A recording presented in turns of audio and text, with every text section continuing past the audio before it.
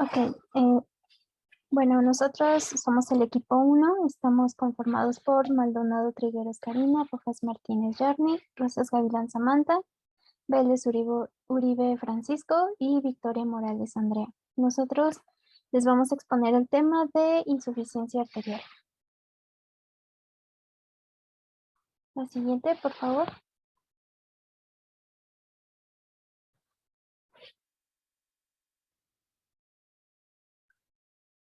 Ok, esta se define como un problema circulatorio en el cual se da una obstrucción arterial, generalmente por aterosclerosis, en donde, bueno, se va a reducir el flujo sanguíneo a las extremidades, lo cual se va a traducir en una disminución de la presión de perfusión, dando lugar a isquemia en los tejidos. Generalmente, esta reducción del flujo sanguíneo va a afectar a la aorta abdominal y es por eso que em, pues trae como consecuencia las manifestaciones clínicas que ahorita les vamos a explicar. La siguiente, por favor.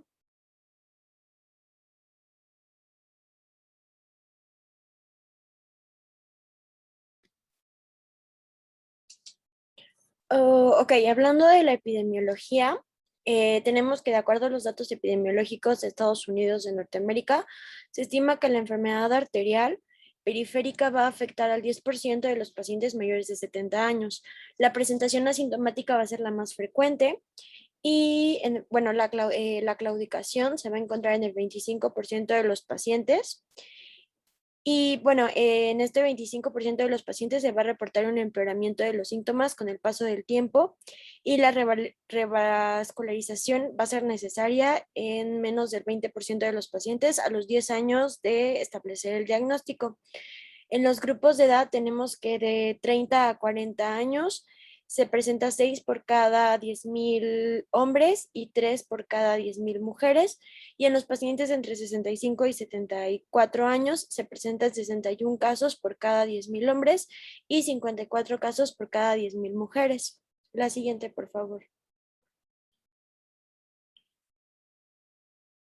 Aquí tenemos una gráfica que viene la prevalencia e incidencia de la claudicación intermitente por grupos de edad, en el que podemos ver que la prevalencia va a estar en la que más se encuentra, va a ser en los pacientes mayores, de 70 a 74 años va a ser el primer lugar, y después tenemos de 65 a 70 años. La prevalencia de esta enfermedad va a ser ligeramente mayor en hombres que en mujeres, particularmente en los grupos etarios jóvenes. La siguiente.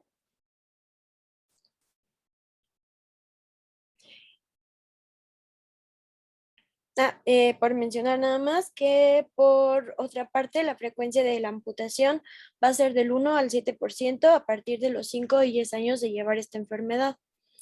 Los pacientes con enfermedad arterial periférica se van a asociar a un daño sistémico secundario por una arteriosclerosis. Esto va a aumentar la morbilidad y mortalidad por eventos isquémicos en diferentes territorios afectados. La mayoría de los muertos en pacientes con enfermedad arterial periférica va a ser debido a eventos cardiovasculares. Alrededor del 30% van a tener coronariopatías, y la severidad de ambas enfermedades se va a asociar con un mayor riesgo de infarto agudo al miocardio del 20 al 60% y de un evento cerebrovascular en un 40%. La mortalidad anual de pacientes con enfermedad arterial periférica se va a elevar de un 4 a un 6% y es mayor en los casos de enfermedad arterial periférica severa. La mortalidad anual de isquemia crítica va a ser de un 25% y los pacientes que ameritan una amputación es el 45% de los pacientes. La siguiente, por favor.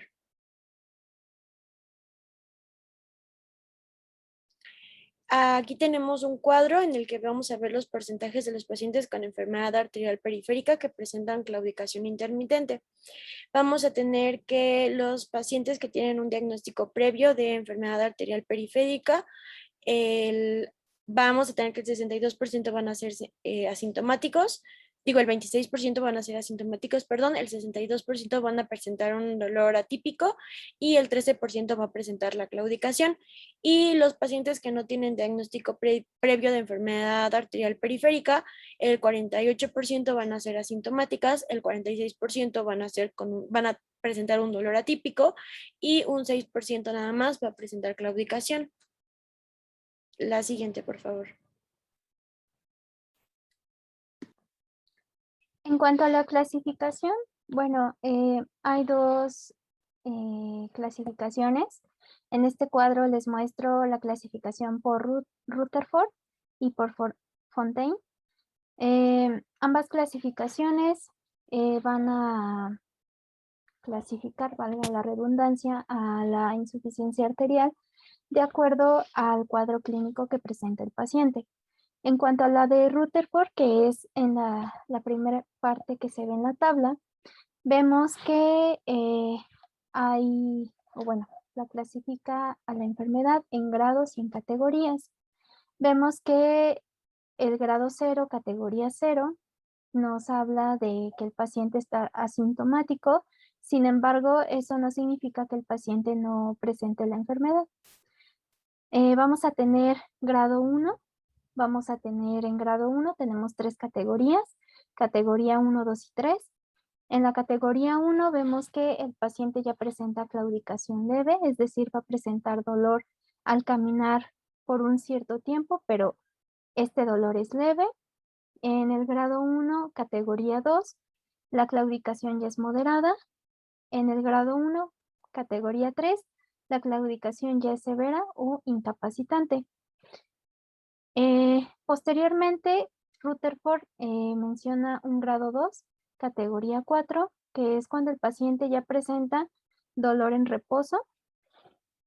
Y vemos que hay grado 3, categoría 5 y 6. En la categoría 5, el paciente ya tiene una pérdida mínima de tejido. Y en la categoría 6, igualmente grado 3, el paciente tiene una pérdida mayor de tejido, más de 2/3 del pie. En cuanto a la a la clasificación de Fontaine, en esta se agrupa a los pacientes que representan una insuficiencia arterial progresiva en 4 estadios o en 4 etapas, como lo podemos ver en la tabla. Y bueno, tiene un valor pronóstico, por lo que es muy útil para la indicación de tratamiento. Vemos que en el estadio 1 se caracteriza por la ausencia de síntomas. Incluye a los pacientes con enfermedad arterial, pero sin repercusión clínica. Vemos que hay un estadio 2 que se caracteriza por la presencia de claudicación intermitente. Sin embargo, este estadio 2 se divide en 2 grupos, en estadio o en etapa 2A y en etapa 2B. En la etapa 2A se incluyen a todos los pacientes con claudicación no invalidante, es decir, con una claudicación leve, y en la categoría 2B ya se incluyen a pacientes con claudicaciones invalidantes para las actividades habituales, es decir, ya es una claudicación de moderada a severa. En el estadio 3 vemos que, bueno, ya estaríamos hablando de una fase de isquemia mucho más avanzada que se va a caracterizar por presentar sintomatología en reposo. Y en el estadio 4 ya el paciente presenta lesiones tróficas que nos van a causar úlceras o gangrena. Esto es debido a que hay una reducción crítica de la presión de perfusión distal. Y como pues esta presión de perfusión es inadecuada, pues no se puede mantener el trofismo de los tejidos. Y la siguiente, por favor. Bueno, ahora vamos a hablar de la etiología. La principal etiología de la enfermedad arterial periférica es la aterosclerosis. Puede haber otras como las vasculitis o algunas alteraciones funcionales, sin embargo, la más común es la aterosclerosis, que es esta formación de la placa de ateroma de contenido lipídico inflamatorio que obstruye la luz del vaso. Al principio afecta más a varones, sin embargo, como avanza la edad, se llega a emparejar y como todo enfermedad cardiovascular por aterosclerosis, pues tenemos ciertos factores de riesgo que vamos a desarrollar en las siguientes diapositivas. Entre ellos están la hipertensión arterial, la diabetes mellitus, el tabaquismo, la dislipidemia y la enfermedad renal crónica. La siguiente.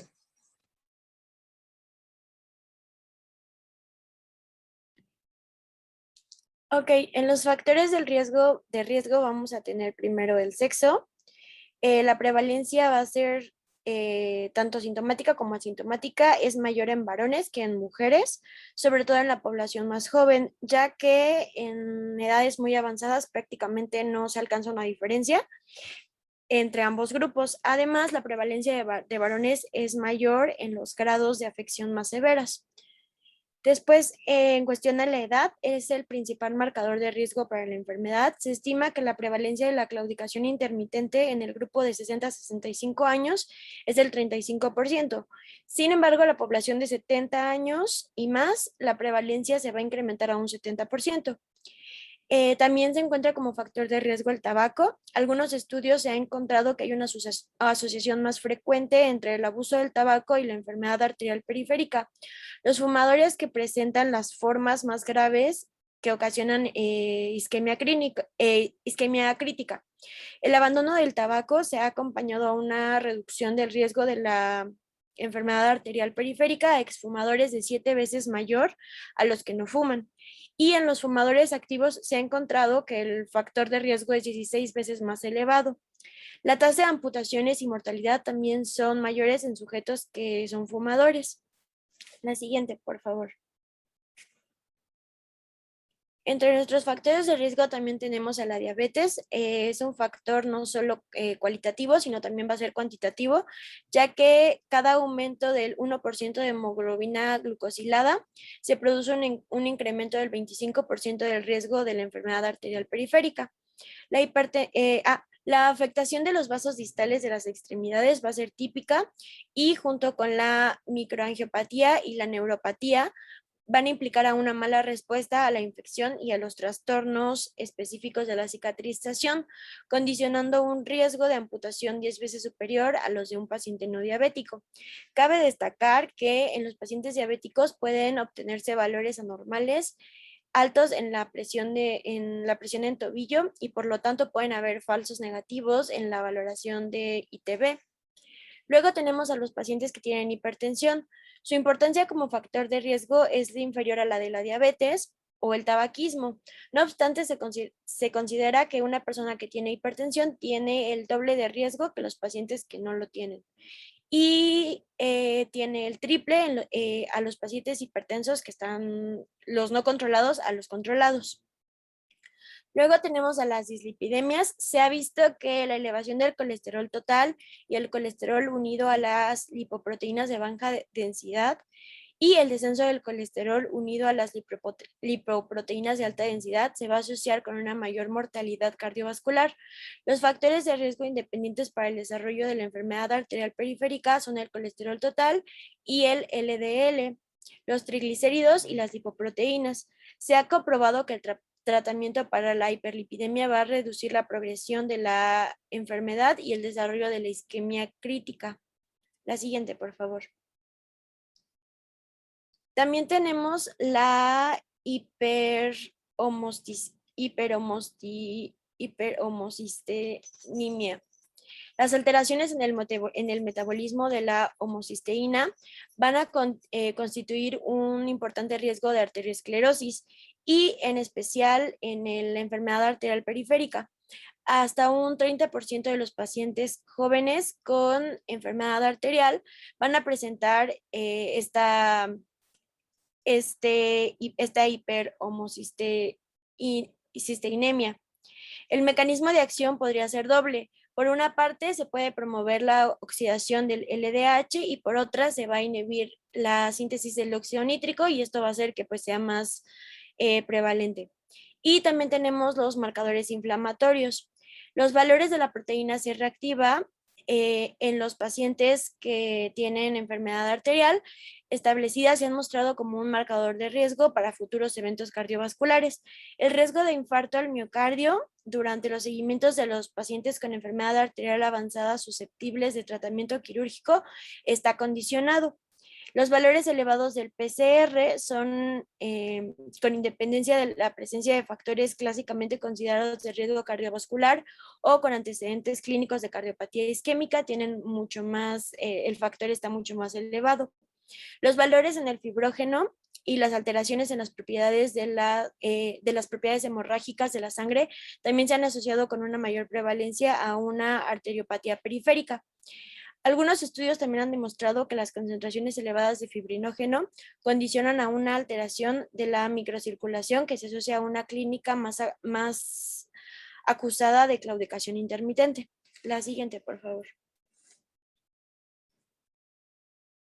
Ahora, hablando de la anatomía del miembro inferior, la extremidad inferior se puede dividir en las siguientes partes o regiones: en cadera, muslo, rodilla, pierna, tobillo y pie. La siguiente, por favor.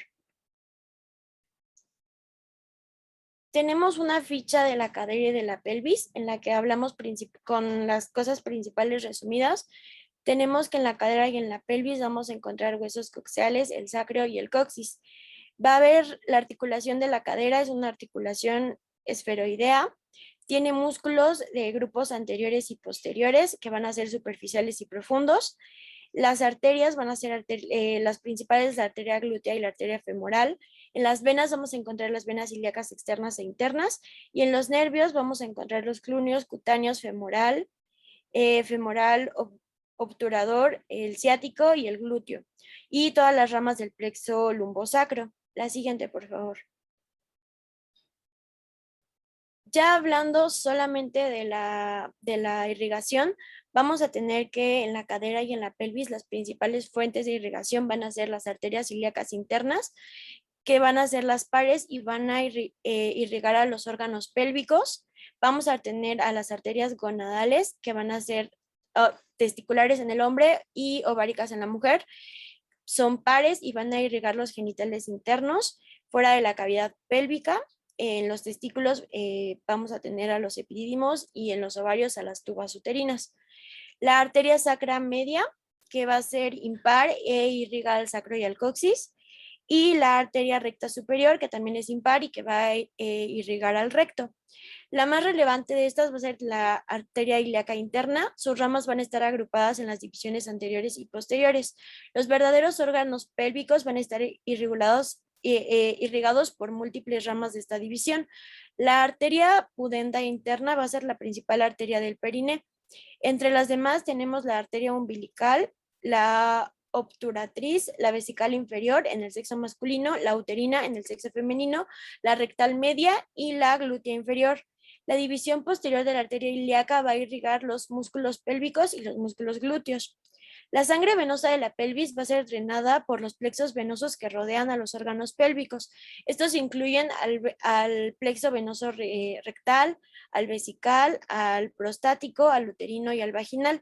La mayor parte va a desembocar en la vena ilíaca interna y es tributaria a la vena cava inferior. Parte del retorno venoso va a fluir hacia la vena mesentérica inferior y luego va al sistema porta-hepático. La siguiente, por favor. Luego tendremos al muslo. En el hueso vamos a tener al fémur, la articulación, las que van a estar más cerca van a ser la de cadera y la de rodilla. En los músculos vamos a tener músculos de los grupos anterior, medial y posterior. Las arterias aquí van a ser la arteria femoral y sus ramas. En las venas igual la vena femoral, la vena circunfleja, la vena safena magna y la vena profunda del muslo. Y en los nervios vamos a tener al nervio femoral, al ciático y las ramas de los plexos lumbar y sacro respectivamente. La siguiente, por favor. Hablando ya de la irrigación arterial, esta va a provenir de la arteria femoral y de sus ramas. La principal vena que drena el muslo y de hecho a todo el miembro inferior va a ser la vena femoral. Esta forma parte del sistema venoso profundo y drena hacia la vena ilíaca. a la vena ilíaca externa y es una continuación directa de la vena poplítea. La vena femoral también va a recibir la sangre desoxigenada de las venas circunflejas, la vena safena magna y la vena profunda del muslo. La inervación va a ser dada por dos grandes nervios y sus ramos, que son los nervios femoral y el ciático. La siguiente, por favor.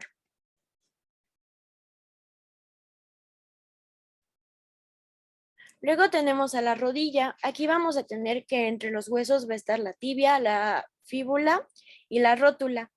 La articulación de la rodilla es una articulación en bisagra que tiene una capacidad de flexión, extensión y rotación. Los músculos que van a estar por la rodilla van a ser extensores de la rodilla y flexores de la rodilla. En las arterias, la arteria que nos importa va a ser la arteria genicular y las venas va a ser la vena poplítea. Los nervios van a ser los nervios geniculares y los ramos de los nervios obturador y femoral. La siguiente, por favor.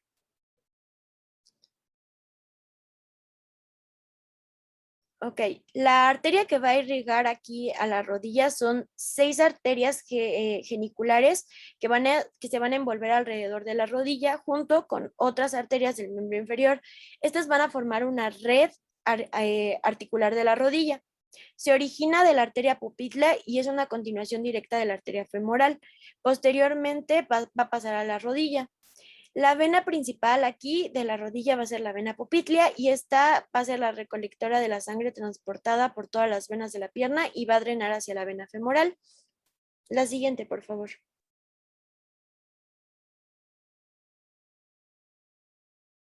Luego tenemos a la pierna, los huesos que vamos a encontrar va a ser la tibia y la fíbula. Las articulaciones que van a estar cerca va a ser la de la rodilla y la del tobillo.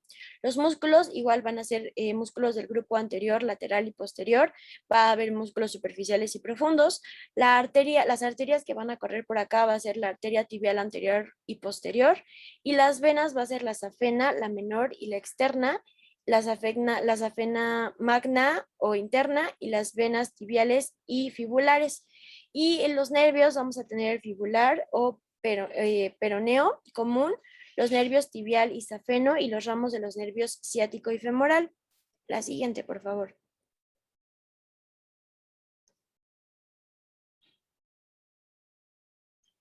Aquí las arterias principales que van a irrigar a la pierna con sangre oxigenada van a ser las arterias tibiales anterior y posterior,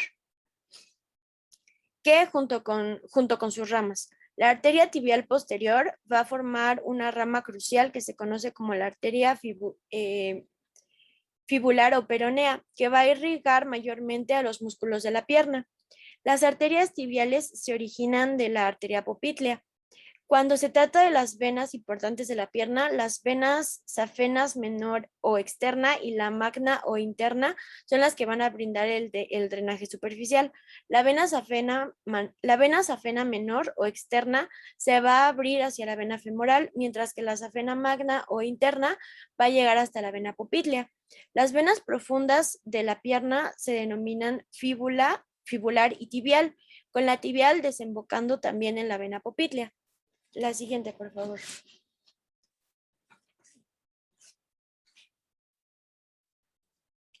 Ya por último tenemos al tobillo y el pie. El hueso, pues vamos a tener al calcáneo, el talus o el astrágalo, el navicular, los cuboides y el cuneiforme, así como los huesos metatarsianos y las falanges.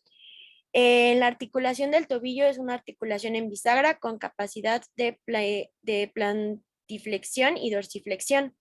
En los músculos vamos a tener un músculo dorsal, un plantar central, un plantar medial y grupos plantares laterales. En las arterias vamos a encontrar las ramas de la arteria dorsal del pie y del arco plantar profundo. Y en las venas va a estar la superficial dorsal y las redes venosas plantares. Vamos a tener el arco profundo plantar y el arco venoso dorsal, las venas del pie marginal, digital y metatarsiana. Y en los nervios vamos a tener el nervio medial, plantar y digotal, perdón.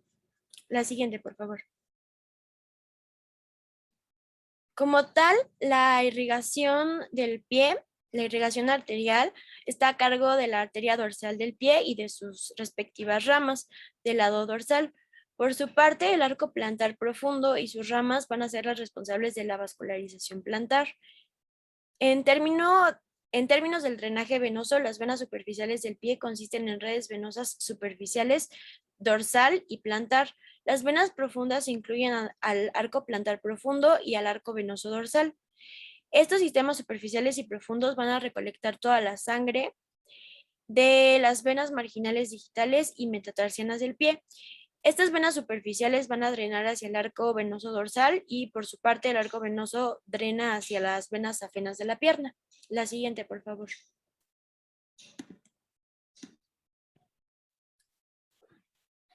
Bueno, hablando más a detalle de la irrigación de miembros inferiores, tenemos que, bueno, va a comenzar con las ramas terminales de la aorta abdominal, como podemos ver en la imagen.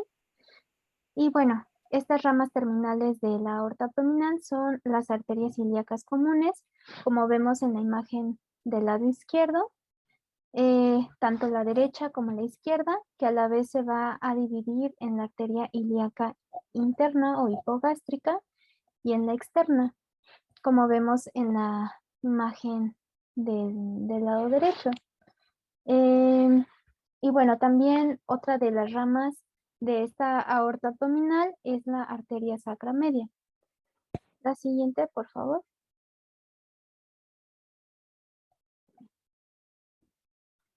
Ok. Bueno, pasamos con la arteria ilíaca interna o hipogástrica, que, bueno, va a tener diferentes ramas. Va a tener unas ramas viscerales, parietales intrapélvicas y extrapélvicas.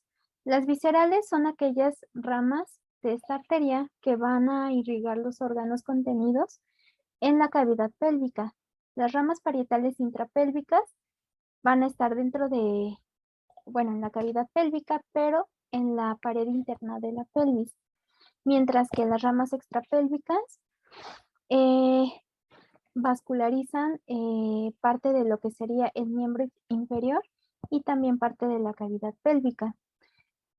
Las ramas extrapélvicas, ¿cuáles van a ser? Bueno, la arteria glútea superior, bueno, se las señalé en la imagen, que bueno, va a ser la arteria glútea superior, la obturatriz, que está abajito de la glútea inferior, que está en la parte izquierda de la imagen, y la arteria pudenda interna, que es la más inferior. La siguiente, por favor.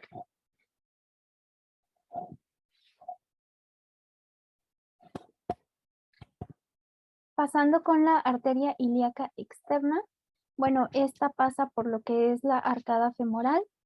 Y bueno, podemos visualizar esta arteria ilíaca externa en la imagen. Vemos que sería el vaso sanguíneo que se ve más grueso, esa es la arteria ilíaca externa.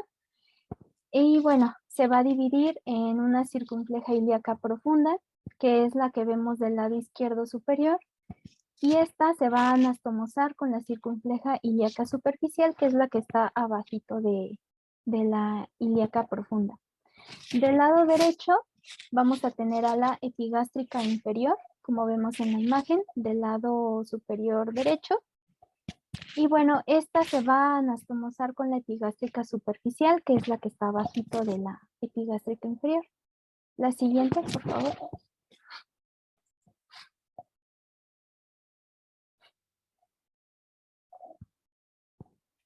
Pasamos con la arteria femoral. Esta va a nacer como rama terminal de la ilíaca externa, que es la que acabo de mencionar. Y bueno, se va a continuar con su rama terminal de la arteria poplítea. Vemos que las ramas colaterales de la arteria femoral van a ser la arteria epigástrica superficial, que es la que vemos en la imagen del lado superior izquierdo. Abajito está lo que es la arteria circunfleja ilíaca superficial. Vamos a tener del lado derecho la arteria pudenda externa superficial y profunda. La superficial es la que está del lado derecho superior y abajito de esta está la pudenda profunda. Después en la parte del medio de la imagen vemos también que, bueno, otra de estas ramas colaterales es la arteria femoral profunda. Y hasta abajo en la imagen vemos a la arteria descendente de la rodilla. La siguiente, por favor. Continuamos con la arteria popltea, sus ramas colaterales. Bueno, en la imagen, esta imagen que les puse es una vista anterior a la altura de la rodilla, donde vemos que está encerrada en un recuadro rojo la arteria popltea, que se ve de una mejor, o bueno, es mejor visualizada en una vista posterior. Y bueno, vemos que sus ramas colaterales van a ser las arterias superiores de la rodilla, tanto la media como la lateral, que son las que están encerradas en amarillo del lado izquierdo. También vamos a tener a la arteria media de la rodilla, que está del lado derecho, igual encerrada en amarillo. Vamos a tener a las arterias urales y a la arteria inferior de la rodilla, que es igual del lado derecho, abajo, ahí en el recuadro amarillo. Vemos que todas estas ramas colaterales van a formar lo que es la red rotuliana. Esta red rotuliana se va a anastomosar con la descendente de la rodilla, que es la que vemos encerrada en azul en la parte superior derecha de la imagen. Se va a anastomosar esta arteria con esta red rotuliana y también se anastomosan con las arterias recurrentes tibial anterior y tibial posterior, que son las dos de abajo que podemos ver en la imagen. La siguiente, por favor.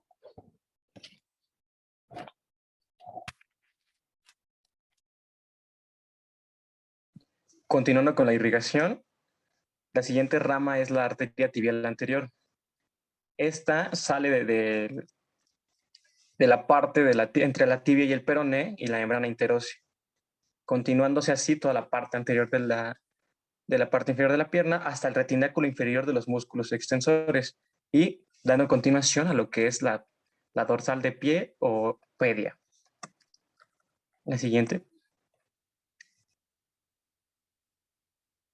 Así dando tres ramas colaterales durante su tránsito. Tres recurrentes, recurrente tibial anterior, recurrente tibial posterior y la recurrente peronea anterior.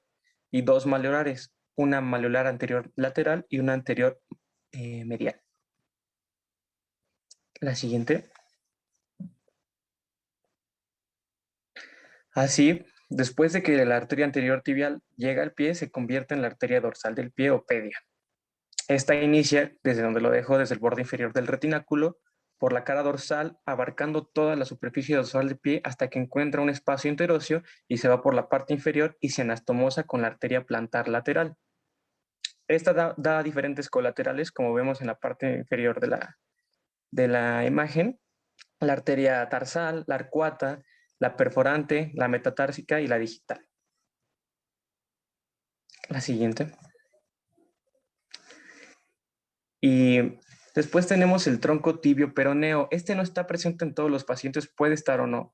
Se encuentra en el origen de la tibial anterior, como vemos en la imagen, y de la peronea. Aquí es donde se inicia en la parte intermedia. Inicia en el arco osteotendinoso del sóleo y termina a 3 a 4 centímetros después. Como vemos, es muy pequeño y pues no está presente en todos. Siguiente.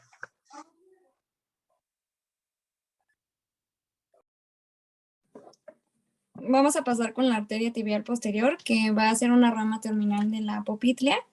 Esta va a ascender oblicuamente por la región posterior de lo que es la pierna y se va a discurrir medialmente por lo que es el nervio tibial hasta llegar al canal calcáneo, en donde se va a incurvar hacia lo que es hacia adelante, de tal manera que se va a dividir en arteria plantar medial y arteria plantar lateral. Esta arteria tibial posterior va a tener ramas colaterales, en donde va a ser las musculares, la anastomótica y la malleolar medial y las calcáneas. Siguiente.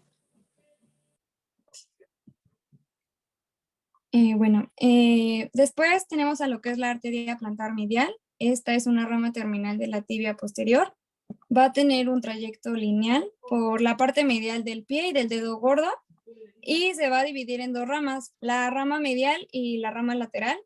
En la rama medial vamos a tener a lo que es la arteria digital plantar medial de lo que es el dedo gordo y se anastoma con las arterias metatarsianas plantares lo que es la rama lateral, de tal manera que se llega a los espacios interóseos en el primero y el segundo. Siguiente.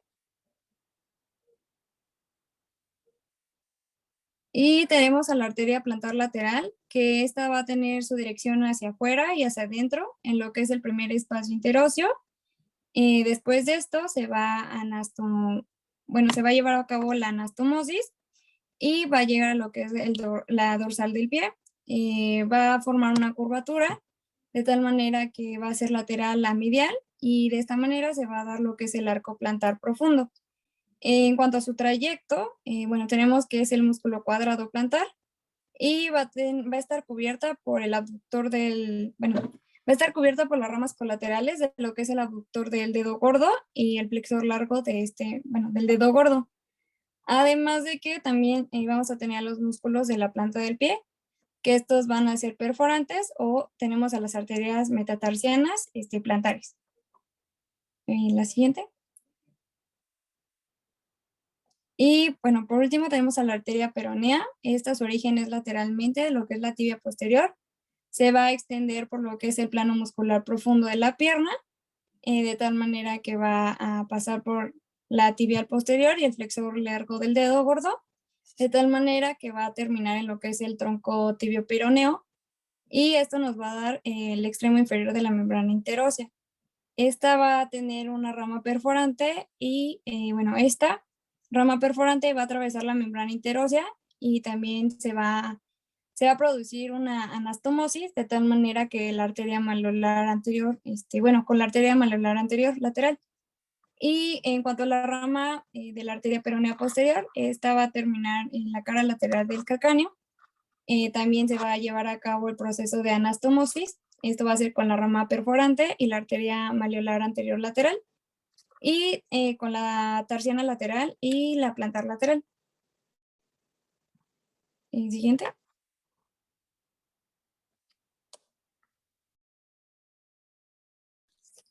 Ok, hablando de la fisiopatología, primero vamos a hablar un poquito de la microanatomía de la pared vascular. La pared arterial va a tener como tal 3 capas concéntricas. Empezamos con la íntima, que va a contener un tubo de células endoteliales. Va a tener el eje mayor, que tiene una orientación longitudinal. Está alineado en una sola capa. Estas van a contactar con la sangre, tienen una reactividad metabólica y mandan señales, y va a tener un transporte mediante mediadores. Entre esta y la siguiente, que sería la capa media, vamos a tener una membrana elástica interna. Después tenemos la capa media. En la capa media vamos a tener que es una capa de soporte estructural de la arteria. Tiene células de músculo liso, colágeno, elastina y proteoglucanos. Tiene una disposición circunferencial. Tiene proteinoglucanos, disacáridos unidos a proteínas como puente o cemento en los espacios intersticiales, y van a tener un aporte sanguíneo interno mediante una difusión directa a través de la capa íntima, y externa con las arterias penetrantes de menor tamaño o que va a ser la vasa vasorum. Entre la media y la adventicia vamos a tener una membrana elástica externa. Y ya después tenemos la adventicia, que va a estar compuesta por fibroblastos, colágeno y tejido elástico, y esta es la que le va a dar fuerza a la arteria. La siguiente, por favor. Aquí tenemos una imagen en la que podemos ver las diferentes capas de color, de color rosita, como rosa fuchsia. Está la lámina elástica externa y la que está arriba, y después también tenemos la lámina elástica interna. Tenemos de color como rojo el endotelio de la túnica interna y la túnica interna como tal. De color como azul tenemos la túnica media, y de color turquesa tenemos la túnica adventicia. La siguiente, por favor. Ok, ¿le puedes dar clic, por fin? Ok, la fisiopatología. Se va a entender como insuficiencia arterial periférica al conjunto de cuadros sintomáticos agudos y crónicos, generalmente derivados de la presencia de una enfermedad arterial oclusiva. Gracias. Esta nos va a condicionar a un insuficiente flujo sanguíneo en las extremidades. Esto nos va a llevar a, bueno, en la gran mayoría de las ocasiones, en el proceso patológico subadyacente, nos va a llevar a una enfermedad arteriosclerótica. Y esta va a afectar preferentemente a la vascularización de las extremidades inferiores, por lo que generalmente nos referimos a que esta enfermedad tiene esta localización. Desde el punto de vista fisiopatológico, la isquemia de los miembros inferiores puede clasificarse en funcional y crítica. La isquemia funcional va a ocurrir cuando el flujo sanguíneo es normal en reposo, pero va a ser insuficiente durante el ejercicio, manifestándose clínicamente con la claudicación intermitente. Y en la isquemia crítica se va a producir cuando la reducción del flujo sanguíneo va a ocasionar ya un déficit de perfusión en reposo y se define por la presencia de dolor en reposo o ya va a haber lesiones tróficas en la extremidad. Estas circunstancias, el diagnóstico es preciso y fundamental, ya que hay un claro riesgo de pérdida de la extremidad si no se restablece el flujo sanguíneo adecuado mediante ya sea una cirugía o un tratamiento endovascular, que ya lo veremos más adelante. La siguiente, por favor.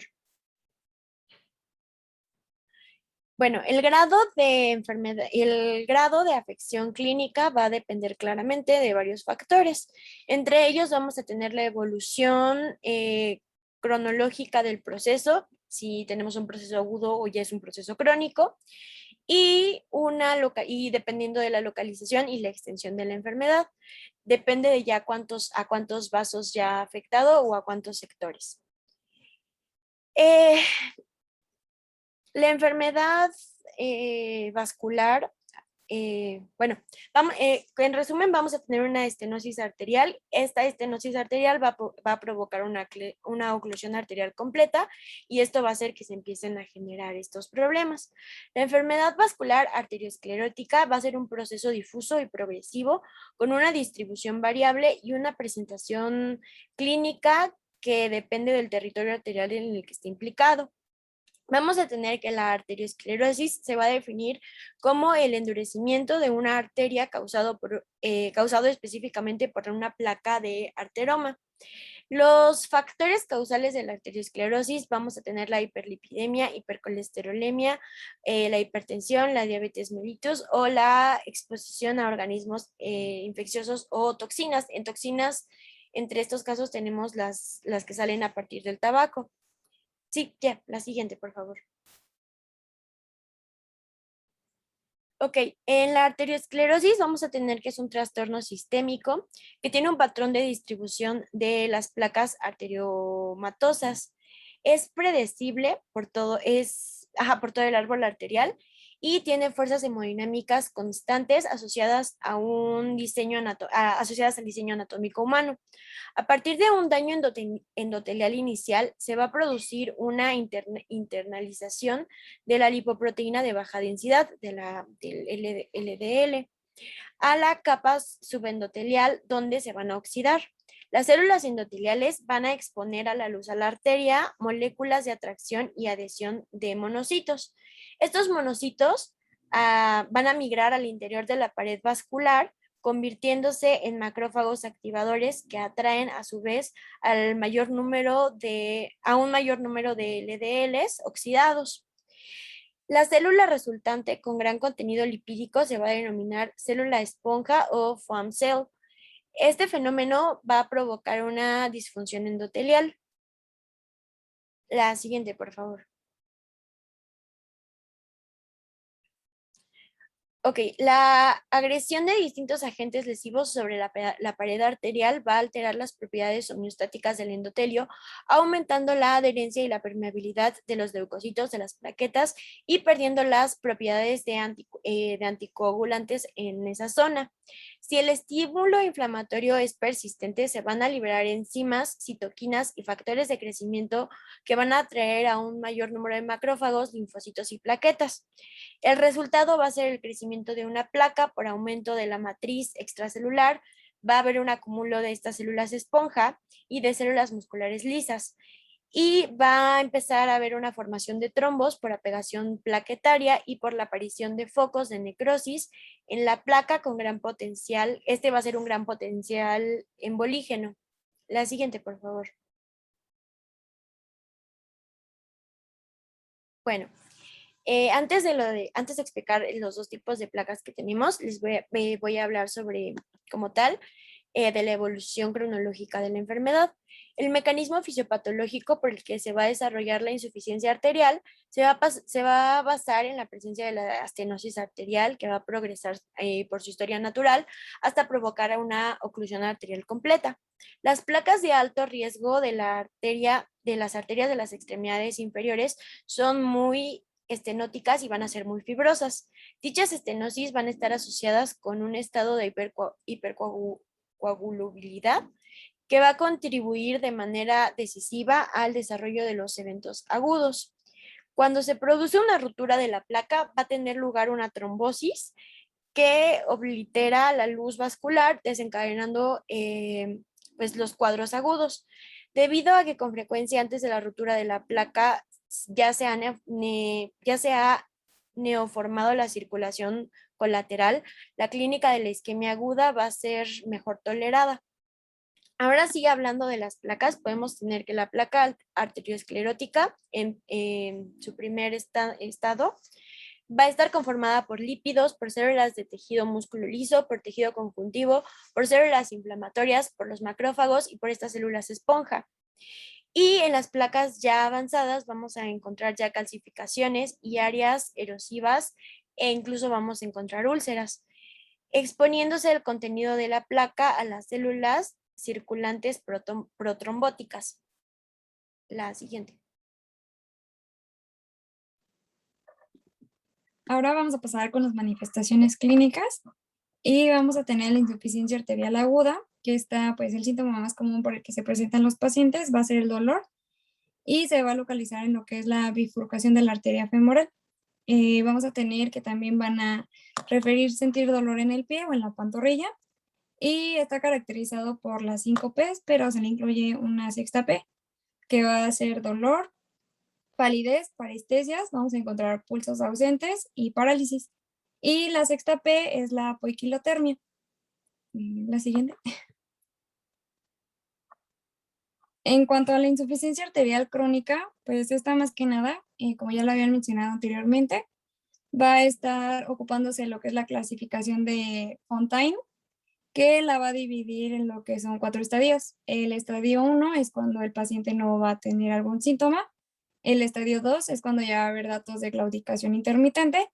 Y aquí la vamos a dividir en estadio 2A y B. La claudicación no invalidante es cuando el paciente son más de 100 metros los que va a caminar y el AB son menos de 100 metros.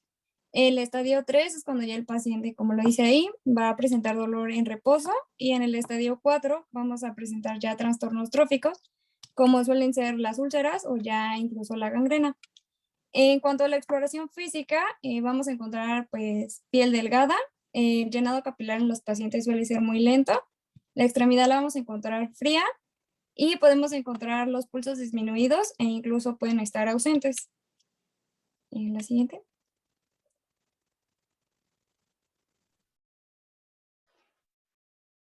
Ok, en cuanto al diagnóstico, bueno, este principalmente es clínico y con pruebas específicas.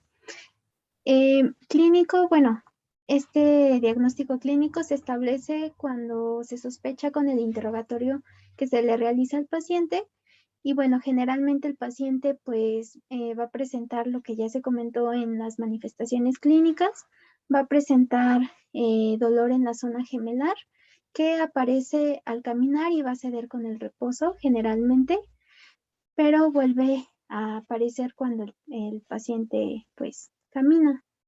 La siguiente, por favor. Bueno, además de que el diagnóstico es clínico, también se va a llevar a cabo con pruebas específicas. Una de estas pruebas es esta que vemos en pantalla, que es índice tobillo o índice tobillo braquial, que se abrevia ITB, que bueno, es el cociente que se obtiene al dividir la presión sistólica a nivel de tobillo entre la presión sistólica braquial o del brazo. Como podemos ver la fórmula que se las puse en la diapositiva.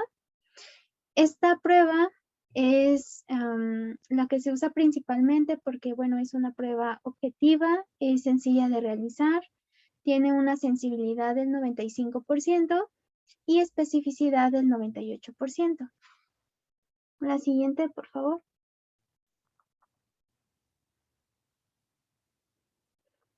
Y bueno, ¿cómo se realiza? Antes de que llevemos a cabo esta prueba, debemos dejar al paciente en decúbito supino, debemos dejarlo reposar por al menos 10 minutos antes de realizar la prueba. Y bueno, primero se va a hacer la medición de la presión braquial o del brazo, en donde, bueno, se coloca el manguito humeral, se va a colocar una sonda Doppler continua de 8 MHz en la flexura del codo sobre el pulso, en la parte interna. Posteriormente vamos a detectar la arteria e insuflar el manguito hasta que desaparezca el flujo sanguíneo. Y por último se desinsufla paulatinamente el manguito hasta captar la frecuencia sistólica. Posteriormente vamos a tomar la medición de la presión del tobillo, que va a ser el mismo procedimiento. Se coloca el manguito de presión por encima del tobillo, se va a poner una sonda Doppler continua de 8 MHz sobre la arteria tibial, posterior y pedia, que bueno, la bibliografía recomendaba en un ángulo entre 45 y 60 grados. Se va a detectar la arteria y se va a insuflar el manguito hasta la desaparición del flujo sanguíneo. Por último, se desinsufla paulatinamente el manguito hasta captar la frecuencia sistólica. La siguiente, por favor. Y bueno, del lado izquierdo vemos la interpretación clínica de los valores que obtengamos al realizar esta prueba. Vemos que si se obtiene un valor mayor de 0.9, esto nos va a querer decir que, bueno, es un valor normal.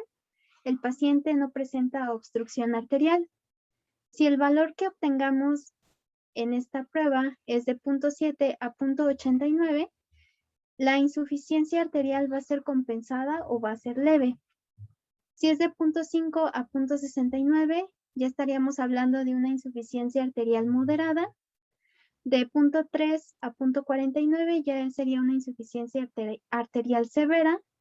Y cuando el valor es menor de 0.3, ya estaríamos hablando de una insuficiencia arterial crítica y es probable que el paciente tenga riesgo de pérdida de la extremidad. Aquí quiero resaltar que aquellos pacientes que presentan comorbilidades como es diabetes mellitus, insuficiencia renal e hipertiroidismo, llegan o tienden a tener un índice tobillo braquial de 1.4.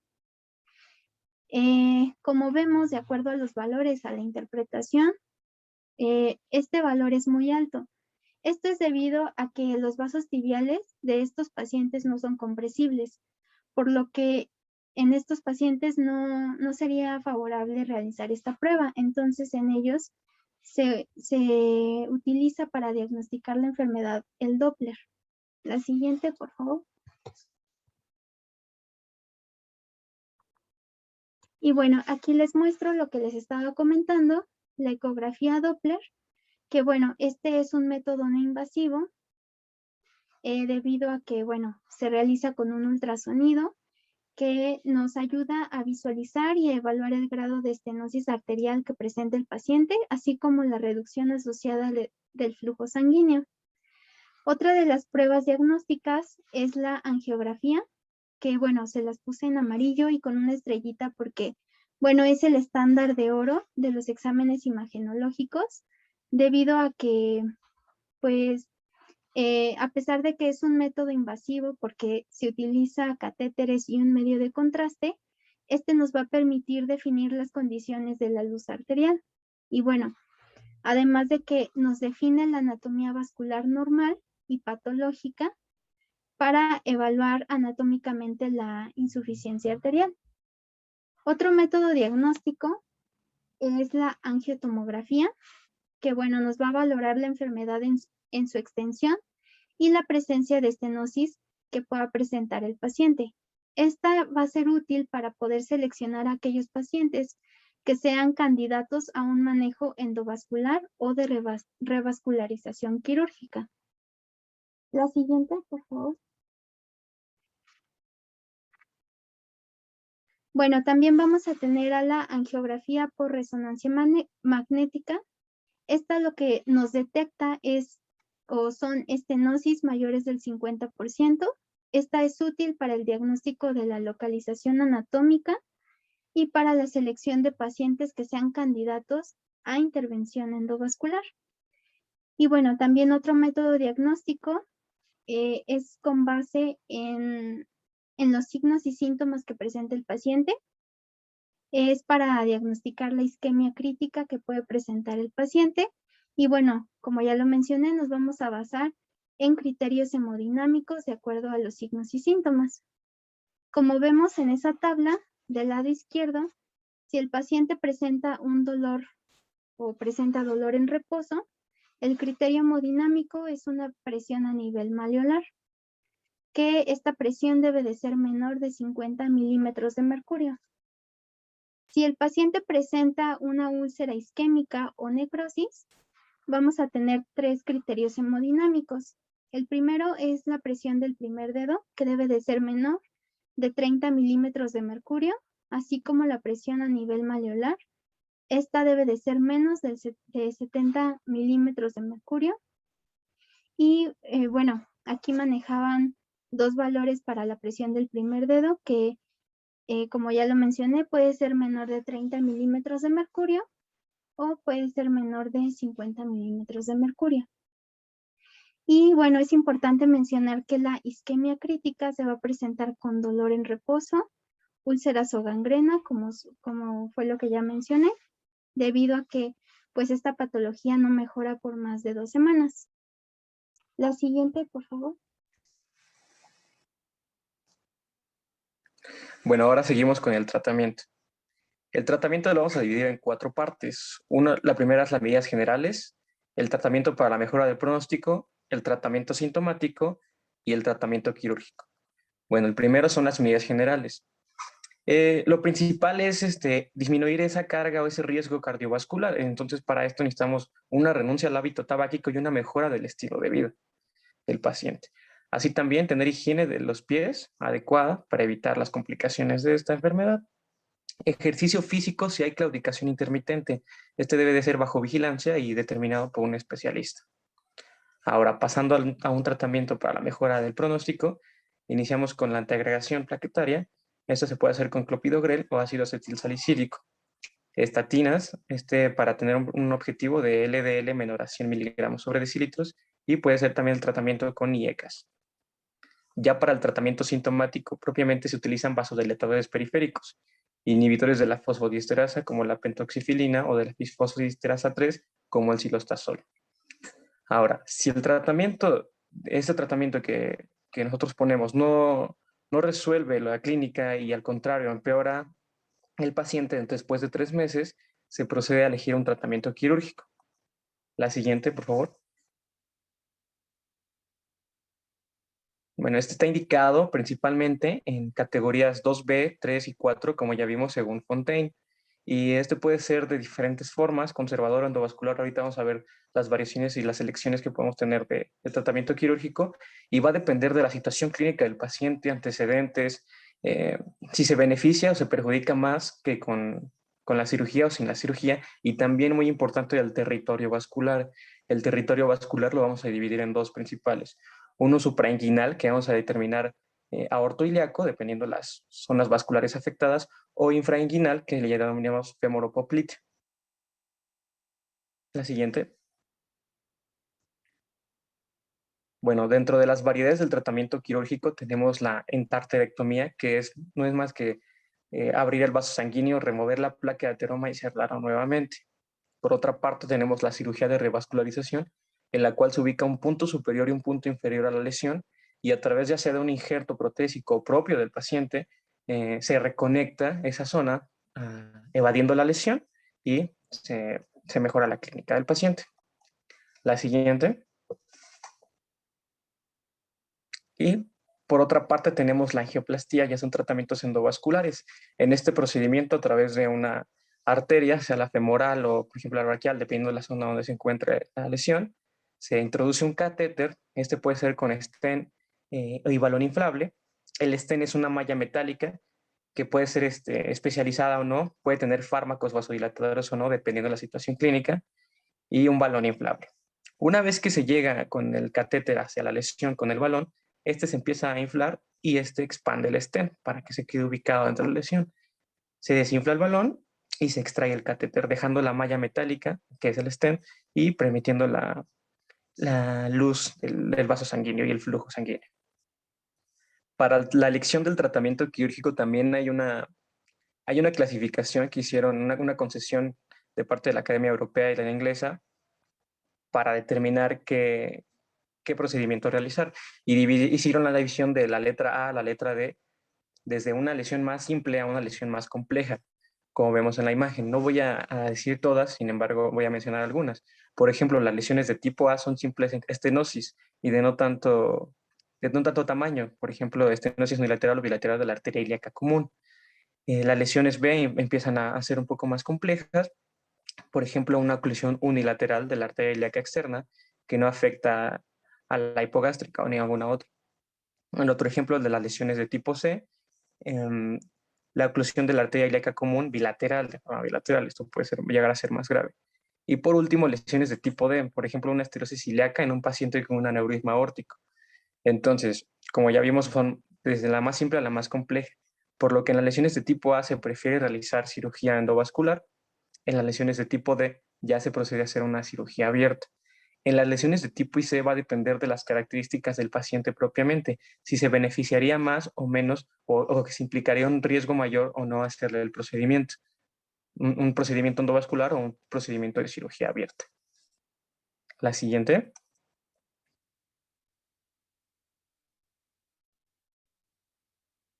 Y ya por último tenemos un algoritmo.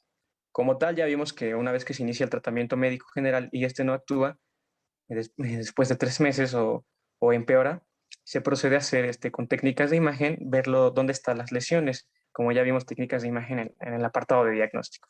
Y se ve si es una enfermedad autoilíaca, si se confirma o no. Si se confirma, se procede a hacer una angioplastía o stent, y si se alivia, se procede a vigilancia médica y control médico general. Si no, si disminuyen los pulsos distales y sigue estando mal, entonces es una enfermedad multinivel y lo que se va a buscar es una enfermedad femoropoplitea, al igual que si se hubiera descartado previamente. Entonces, una vez eso se busca la enfermedad femoropoplitea, y si esta no se encuentra, probablemente sea solamente una enfermedad de vasos tibiales, y igual se manda a manejo médico general y continuación del tratamiento. Si en cambio encontramos una enfermedad femoropoplitea, vamos a ver si tiene una claudicación que limita su estilo de vida, y si esto es que sí, vamos a ver la severidad y la localización femoropoplitea de la lesión. Si no, se continúa igual bajo vigilancia médica. Entonces, si ya confirmamos que es una enfermedad femoropoplitea y tiene una claudicación que afecta el estilo de vida, se va a verificar si es una lesión focal o es una lesión de un segmento muy largo, ¿no? Si es una lesión focal, como vemos en la imagen derecha, se procede a hacer una angioplastía con stent femoropoplitea. Si es de largo segmento, vamos a ver si el paciente es candidato o no a una cirugía con bypass, una cirugía de revascularización. Si no es candidato, se intenta hacer con una angioplastía, y si es candidato, se procede a hacer el bypass. Y listo, eso sería todo el tratamiento. Creo que... Bueno, en cuanto a complicaciones, tenemos lo que es la isquemia crítica de extremidades, que como lo mencionó mi compañera Samantha, se va a caracterizar por dolor en reposo y también úlceras y necrosis que nos pueden llevar a amputaciones, principalmente. Y como los depósitos de grasa están en la circulación, nos pueden provocar EBC e infarto agudo a miocardio.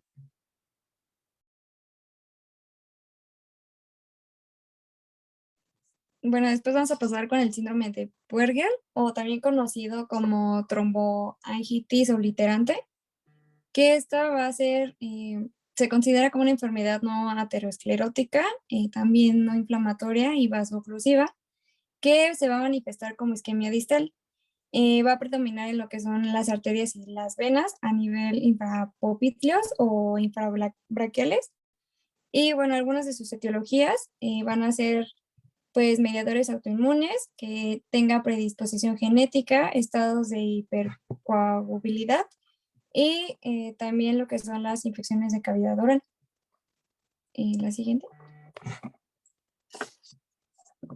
En cuanto a sus factores de riesgo, vamos a tener el consumo de tabaco, que tengan bajo nivel socioeconómico, que exista pues pobre higiene oral, déficit nutricionales, antecedentes de infección bacteriana o ya sea fúngica, que abusen de las drogas y pues también intoxicaciones por arsénico.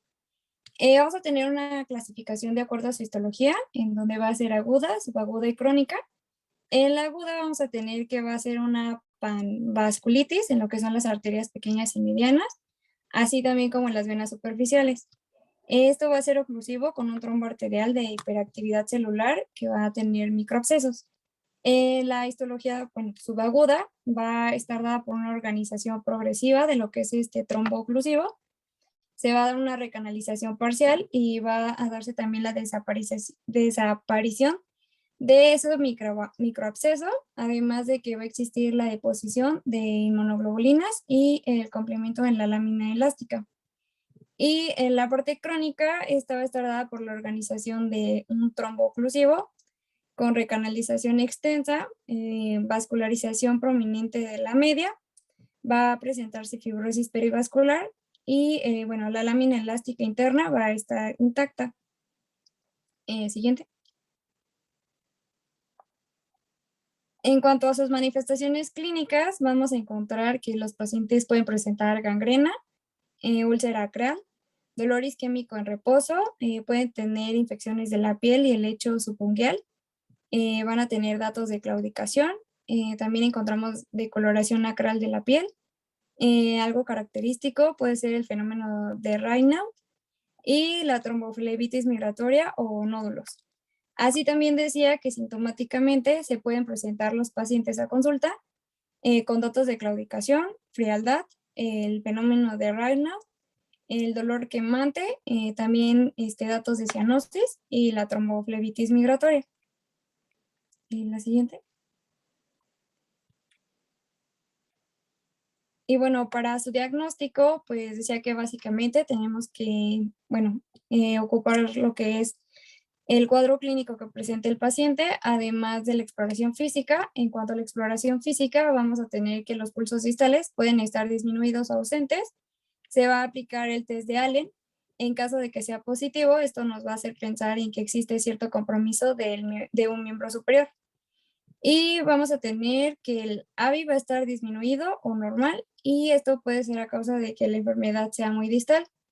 Además de que también para su diagnóstico de este síndrome vamos a encontrar lo que son los criterios de Shionoya, en donde, bueno, aquí están, que dice historia de tabaquismo, el comienzo antes de los 50 años de edad, oclusiones arteriales infrapopitlias, cualquier compromiso en miembros superiores o flebitis migratoria, además de la ausencia de factores de riesgo de aterosclerosis diferentes a lo que es el tabaquismo.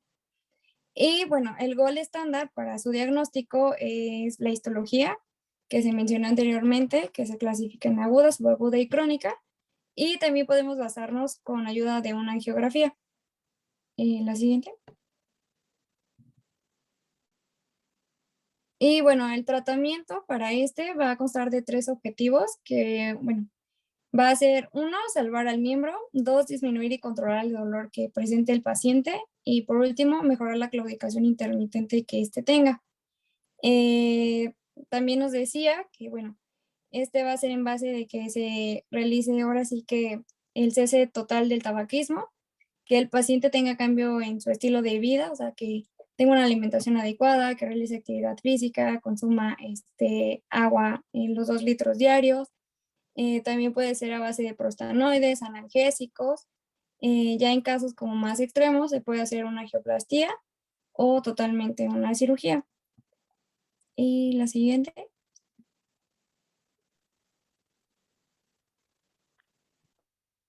Bueno, ya como último tema, vamos a ver la enfermedad aortoilíaca o síndrome de Lerich, el cual fue descrito por el médico Robert Graham en 1814. Sin embargo, el médico cirujano René Lerich la definió como una oclusión de las ramas principales de la aorta abdominal por debajo, en este caso, de la salida de las arterias renales. Esto ocasionada por trombos que da como compromiso de todo el árbol arterial, incluyendo arterias ilíacas y femorales. La fisiopatología es muy sencilla. Se da la formación de placas ateromatosas. Se estrecha la luz vascular y disminuye el flujo sanguíneo en las ramas terminales de vísceras pélvicas y también de extremidades inferiores, con la consiguiente aparición de la circulación colateral para compensar esa pérdida. En cuanto a la clínica, pues va a depender mucho del sitio que esté afectado, pero se caracteriza el síndrome de Lerich por una triada, que en este caso es claudicación, disfunción eréctil, ausencia de pulsos femorales y distales. La claudicación pues se presenta principalmente en actividad física, debido a que al aumentar el flujo de trabajo muscular, el aporte sanguíneo será insuficiente gracias a que proviene de las arterias colaterales y no precisamente de la arteria abdominal. Y pues bueno, va a ceder con el reposo de la persona. La disfunción eréctil, precisamente por la disminución del flujo de la arteria ilíaca interna, que da como resultado un menor flujo en los sinusoides, en los espacios sinusoidales del pene. Y finalmente la ausencia de pulsos femorales y distales, porque precisamente no está llegando. Esto se puede acompañar de dolores de extremidades en reposo, soplo audible en abdomen y en arterias femorales primitivas, atrofia de piel y pérdida de vello, frialdad en extremidades pélvicas y rubor en zonas de declive con palidez al elevar las extremidades. En cuanto a la epidemiología, se presenta en edades avanzadas, en este caso en la sexta década de la vida, siendo más prevalente en masculinos. Sin embargo, puede aparecer en mujeres, pero en casos muy, muy especiales. Esto es por una predisposición a enfermedades, por la enfermedad arterial periférica. Los factores de riesgo son iguales a lo de la aterosclerosis, que en este caso es hipertensión arterial, diabetes mellitus, dislipidemias, obesidad, alcohol y tabaco. Siguiente, por favor.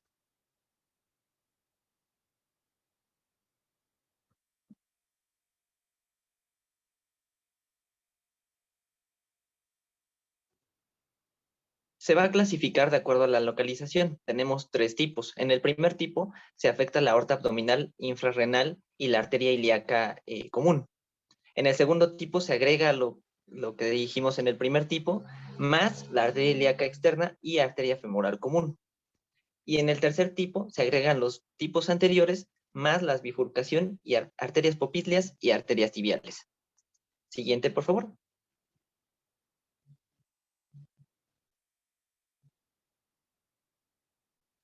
Y está la clasificación TASC, que ya les mencionó mi compañero, que es para la enfermedad oclusiva aortoilíaca, que en este caso se dividen en 3 tipos, en 4 tipos, A, B, C y D. Esta clasificación básicamente es para determinar, de acuerdo al grado de estenosis o de oclusión, la distribución de las lesiones y la gravedad de la enfermedad, siendo A y B las de menor gravedad y C y D con mayor gravedad, o en este caso, mayor oclusión. Siguiente, por favor.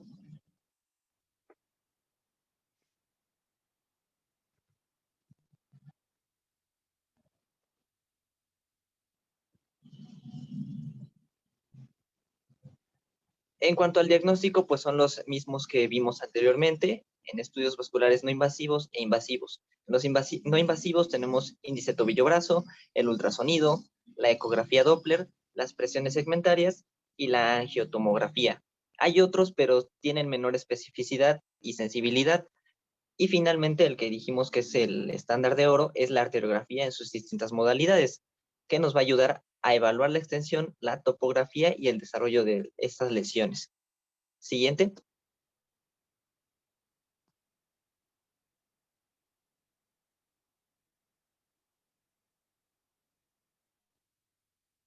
Finalmente, en cuanto al tratamiento, tenemos que tener en cuenta que esta patología se puede acompañar de otras comorbilidades. Ya lo habíamos dicho, hipertensión, dislipidemias, o diabetes mellitus. Entonces hay que tratar la enfermedad de base antes que tratar esto. Más bien en conjunto con el tratamiento. La dieta también es importante, pero aquí el punto clave es el ejercicio físico, el cual nos va a ayudar a mejorar los síntomas, la velocidad, la distancia y la duración de la deambulación del paciente. Claro, va a depender de la edad del paciente y qué tipo de ejercicio físico pueda realizar. En cuanto al tratamiento farmacológico, tenemos el silostazol o nafidrofurilo. Esto agregado a antiagregantes plaquetarios como es el ácido acetilsalicílico o el clopidogrel y agregando las estatinas independientemente de si el paciente tiene o no dislipidemias. Otros que se han estudiado para el tratamiento de esta patología es las prostaglandinas C1 y la terapia con células madre, pero todavía no hay suficiente información para dar un uso general. Y en cuanto al quirúrgico, puede ser endovascular o por cirugía abierta. Se sugiere que el endovascular sea para los tipos A, B e incluso C, dependiendo del paciente, y cirugía abierta solamente C y D. Y se puede usar en ambos procedimientos en casos muy especiales y solamente el cirujano, un cirujano experto lo puede realizar de esta manera. Siguiente.